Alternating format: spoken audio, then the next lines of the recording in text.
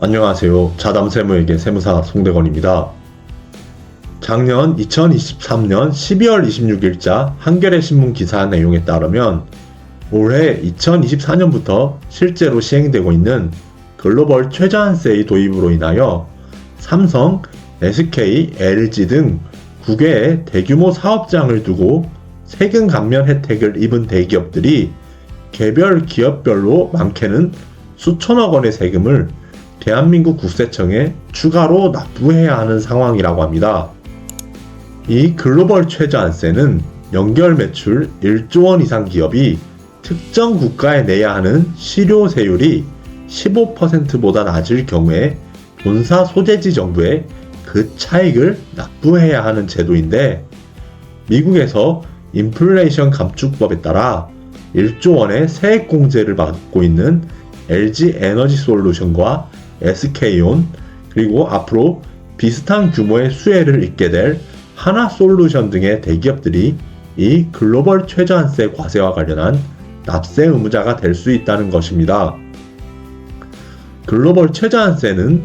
다국적 기업 그룹의 소득 이전을 통한 조세 회피와 세원 잠식에 대응하기 위하여 국제적으로 합의한 글로벌 최저한세 규칙을 적용하는 데 필요한 사항을 규정함으로써 다국적 기업 그룹이 소득에 대하여 적정한 수준의 조세를 부담하도록 함을 목적으로 하여 제정된 조세 제도입니다. 이번 시간에는 이러한 글로벌 최저한세와 관련된 그 제도의 도입 경위와 납세 의무자 등에 대하여 다루어 보도록 하겠습니다.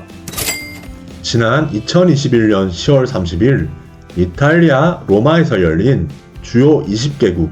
즉 G20 정상회담에서 회담에 참석한 각국의 지도자들이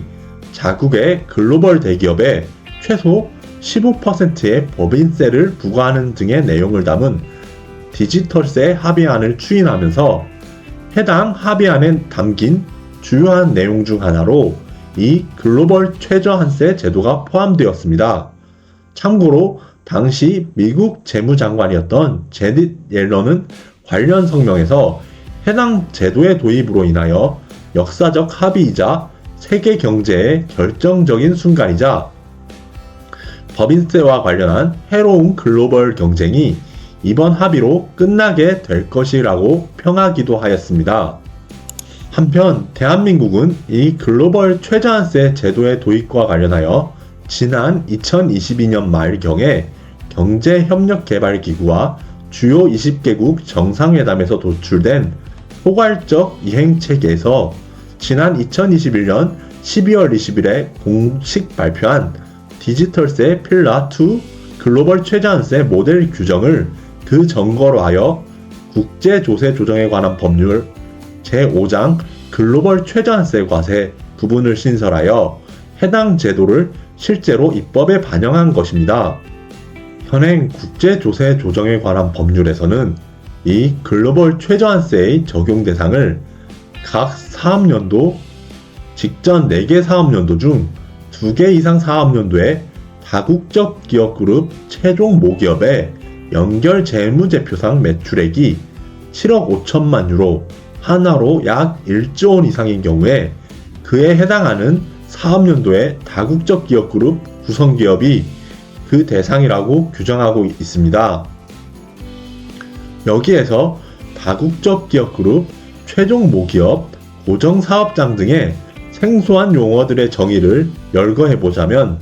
다국적 기업그룹이란 최종 모기업이 소재하는 국가 외의 국가의 기업 또는 고정사업장을 가지고 있는 그룹을 의미한다고 하며, 최종 모기업은 해당 기업이 다른 기업에 대한 지분을 직접 또는 간접으로 소유할 것과 다른 기업이 해당 기업에 대한 지배 지분을 직접 또는 간접으로 소유하지 아니할 것이라는 두 요건을 모두 갖춘 기업 등을, 그리고 고정사업장이란 사업의 전부 또는 일부를 수행하는 고정된 장소로서 일정한 요건을 충족하는 사업장을 말한다고 합니다. 글로벌 최저한세 제도는 이처럼 일부 다국적 기업들이 법인세율이 낮은 국가에 소재한 자회사에 이익을 몰아줘 조세를 회피하는 것을 막기 위한 취지를 가지고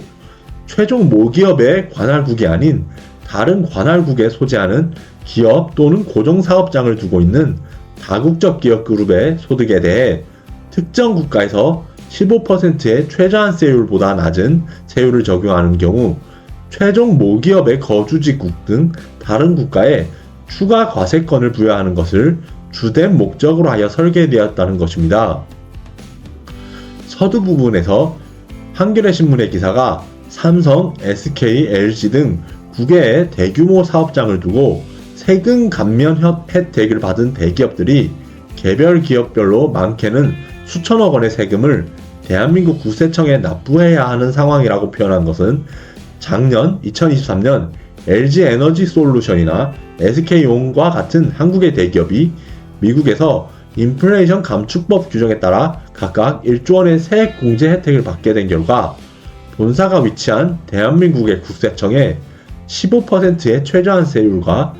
각 대기업들이 실제로 부담하는 저율의 세율, 이 차액 상당액에 대한 글로벌 최저한세의 납세 의무를 부담하게 되기 때문입니다. 글로벌 최저한세는 애초에 조세 회피처에 페이퍼 컴퍼니, 즉 서류 형태로만 존재하는 회사를 세워 세금을 회피하는 꼼수를 부리는 일부 다국적 기업 그룹의 조세 회피 행위를 근절하기 위한 목적을 가지고 도입되어 다국적 기업의 조세 회피를 막을 수 있을 뿐만 아니라 국가 간의 공정한 조세 경쟁을 촉진할 수 있다는 장점을 가진 제도라는 평가를 받고 있습니다. 다만 이 글로벌 최저한세 도입으로 인하여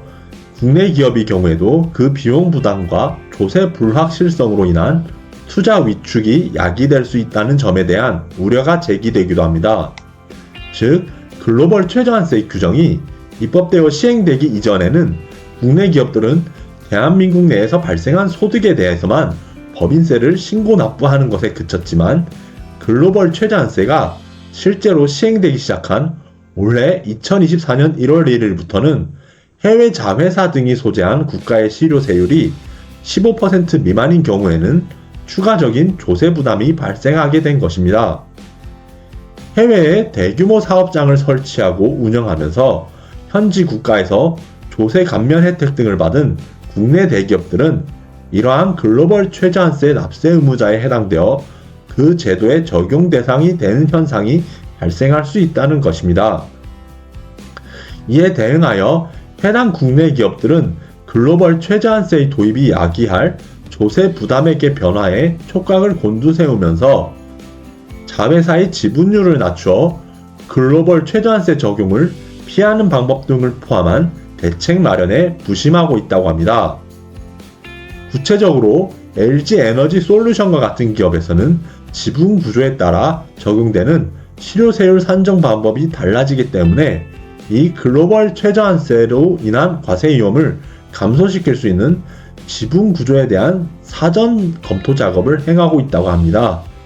이상으로 자담 세무에게 세무사 송대건이었습니다. 감사합니다.